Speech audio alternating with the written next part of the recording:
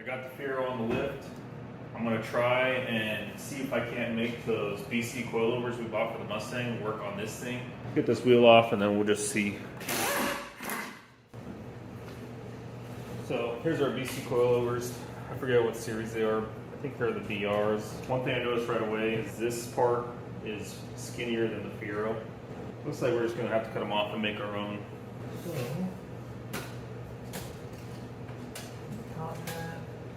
I don't really care if it's a little bit shorter. We can do stuff like this. So that was just measuring from here to here, not necessarily the mounting points. That was just eyeballing, it's 21.5.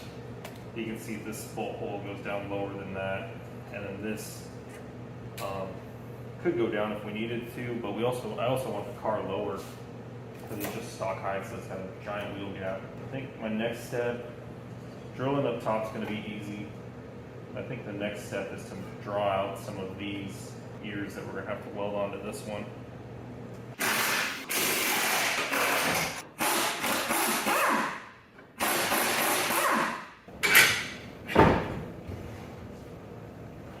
You can see that one's out, and here's the difference. First what we're going to do is we're just going to put our pieces that we burned out. We just need to make sure they fit. Put a little slot there, just like the factory one from the Fiero. Probably have to open these bolt holes up, yeah. But we can at least see if we're close. Yeah, I think we are. So I'll just open these up real quick with a drill bit, and then we'll be able to get our measurement. This should be 1 3/8 right here. So instead of it hanging down low like that, we're just going to be at the bottom like that. And then I haven't burned them out yet, but we'll burn out some gussets that I drew up also. Yeah, so I think we should have everything we need. All right, guys, I made a template for this top piece here. So I'm gonna have this flat side towards the inside, and like I said before, we'll use this as a camber adjustment now. So we'll transfer those over, square this up just by eyeballing it.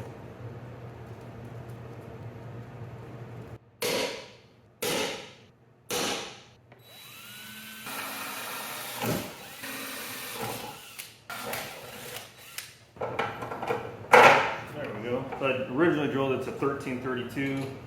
That was 2764, so we didn't go a whole lot bigger. I think we're at that point where we can try putting the shock in and see what we get. All right, here we go, guys. We got our ears tacked on, goes like that, and we got it just right at flush.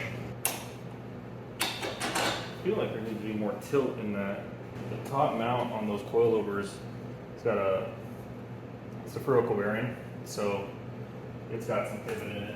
Actually, it might be better to bolt that top hat on first instead. All right, guys, we got something here. I'll show you guys what we got. So that's bolted up there, and it's flat, looks like, on all corners. I can't see it there, but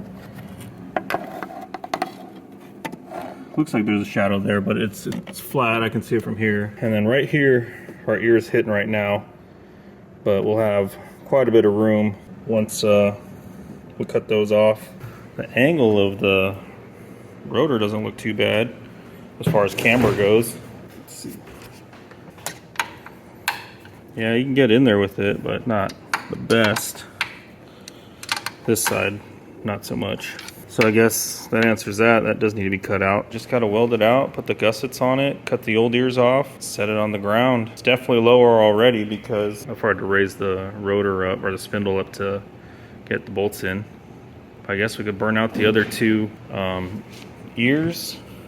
We need to burn out 2 more ears and 8 gussets because we're gonna do gusset on the bottom and gusset on the top like the original BCs were. And then we got quite a bit of adjustment. This thing could be this much lower, however much that is, because this on the BCs, I don't know if you guys know this, but this sets your preload, and they say that's pretty much set from the factory. I mean, obviously this is a different car now. We might have to change that. We could call them and maybe they have some information for us that we could kind of play around with. So yeah, just gotta do the other side now. Okay guys, I got the ears all welded on. I TIG welded up here because these are just 10 gauge gussets, and then MIG welded everything else. Did that to try to kind of keep the heat out of it, just kind of hit it and then really quickly run a bead down so I didn't cook these threads inside. And while it was still hot, I really quickly put some anti-seize on everything and then just ran it down just to make sure it was still good and let it cool down like that for a quick minute. I don't want to heat this up too much though, and since it's pressurized. So now I'm just gonna go to the point of no return and cut these off and grind it all smooth so we just have the one set of ears, and then we can throw them in the car and see how it sits. Got them all cleaned up.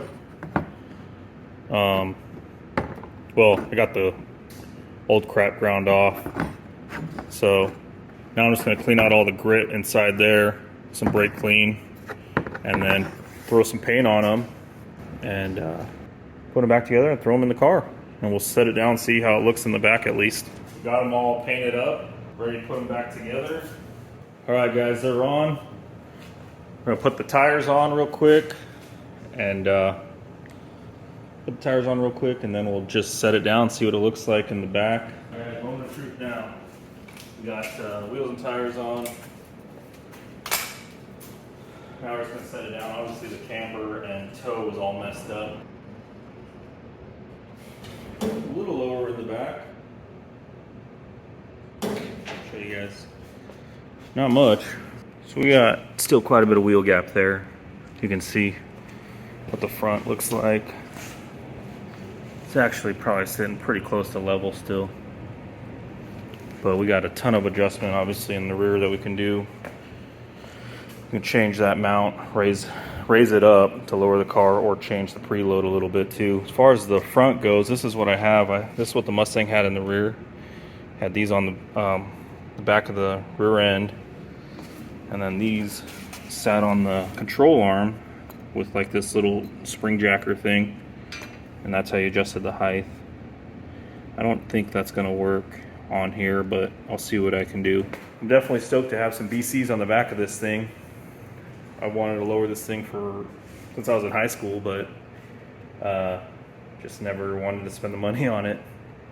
So now we got BCs, so we got a little bit of adjustment, adjustable shocks, adjustable coilovers for ride height, and we got more room because how wide these suckers are, and then these are obviously a whole lot narrower.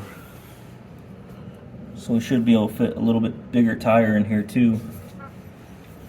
So I gotta get this thing out of the way, but I'll start recording again once I start working on the front. All right, we'll see you guys.